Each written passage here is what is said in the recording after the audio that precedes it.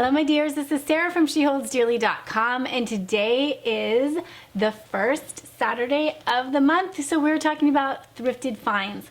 I actually know that you guys love these videos so much, and I love them too. I am planning to do a lot more of them this next year, so yay, you can be looking forward to that. And I may not do like as many, but do it a lot more consistently and working them into as many videos as I can.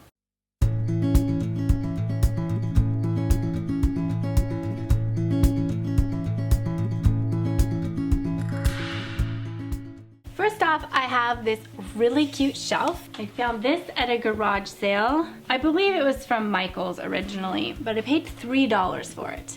And I have a spot for it where I'm going to keep dog treats and hang the dog leash off of this. I may paint it a different color. I do like the color. I think it might need a gray. Next up, I've got this free cutting board. I think it's a good idea to always kind of collect good cutting boards.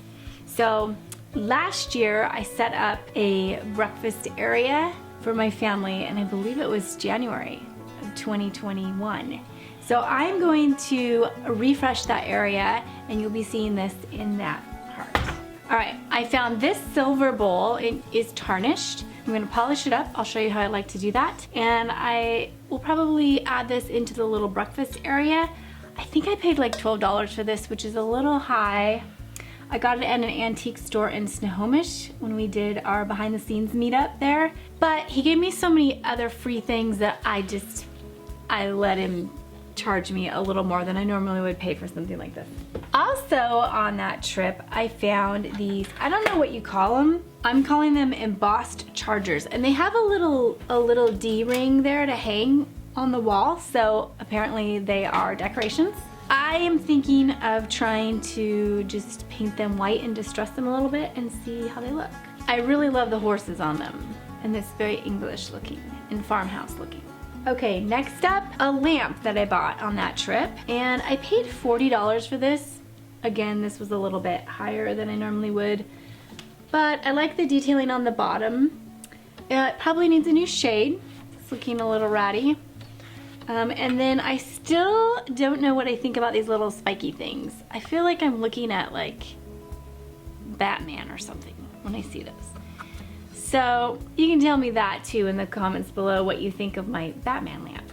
And last but not least, you knew I was gonna say it, I found more books.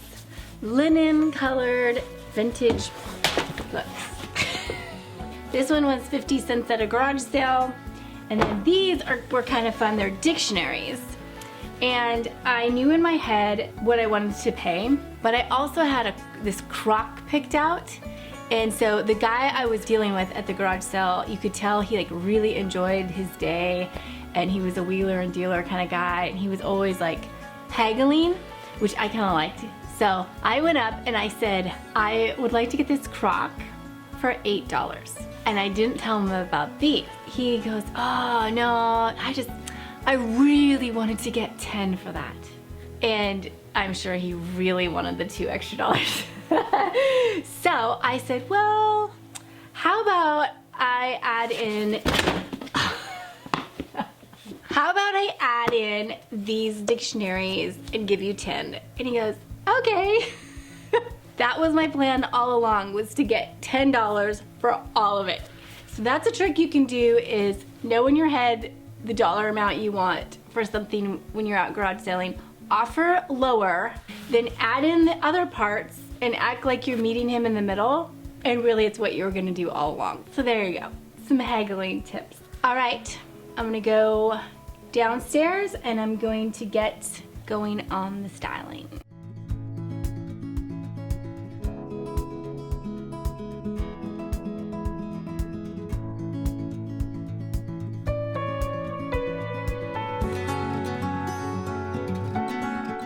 Alright, so the first place I tackled was this corner in my living room, and we're affectionately calling it Kira's Corner. That's my dog's name.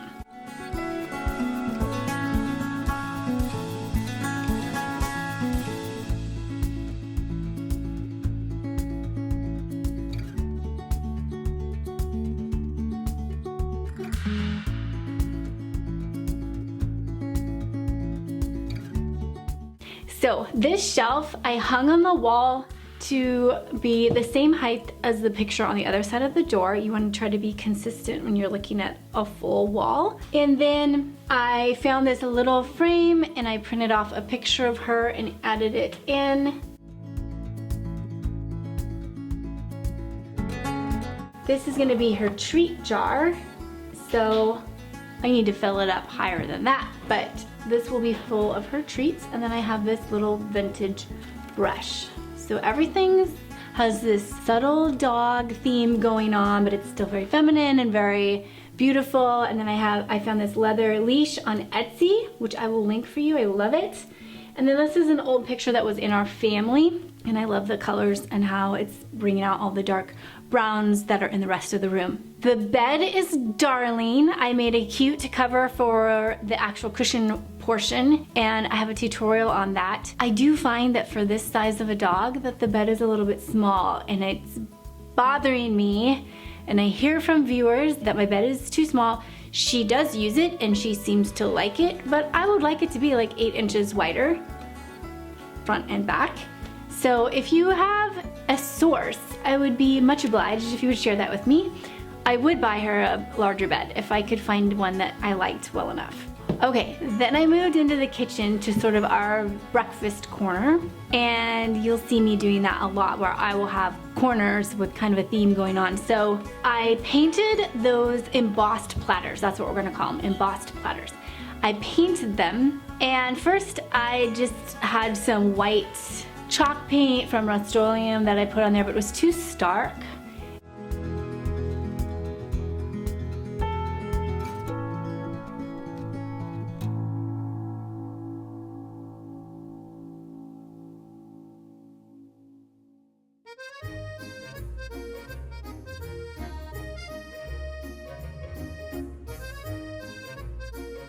And so I should have known I was gonna need my Heirloom White, which is my Rust-Oleum spray paint, which I buy by the case. It's the perfect creamy color, it never fails. So I ended up doing it again and spray painting them with my Rust-Oleum 2X paint and primer, and they were great.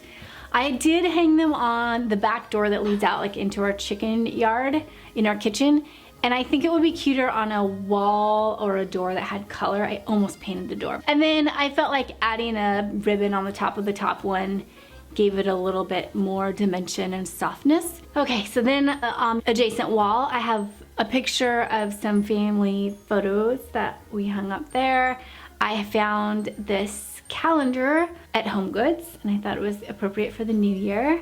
Then the lamp I also added into that corner, and I love having a lamp in a kitchen. If you haven't tried it, you need to try it in your kitchen. It just brings such a cozy little warm glow into a spot that you normally wouldn't expect to find a lamp. Now this is my favorite silver polish, and I will link this for you below. So you just simply take the sponge, it comes with a sponge. It doesn't take a lot of elbow grease really, and you just rub off that tarnish, rinse it off, dry it, and your silver stuff will look good as new. So I polished up the silver bowl and added in a little table runner I had and some scones to make it look cute in our breakfast corner, and then I just tucked the little breadboard in there with one I already had. I just layered that up. That can't go wrong doing that.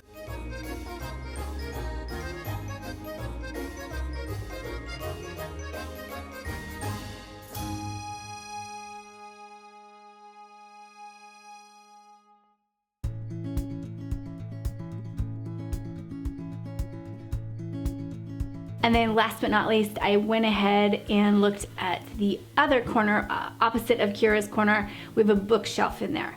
And I am going more navy blue and even like this little touches of light blue in this front room. And so I decided to switch out my books and use my new dictionaries, my new navy dictionaries.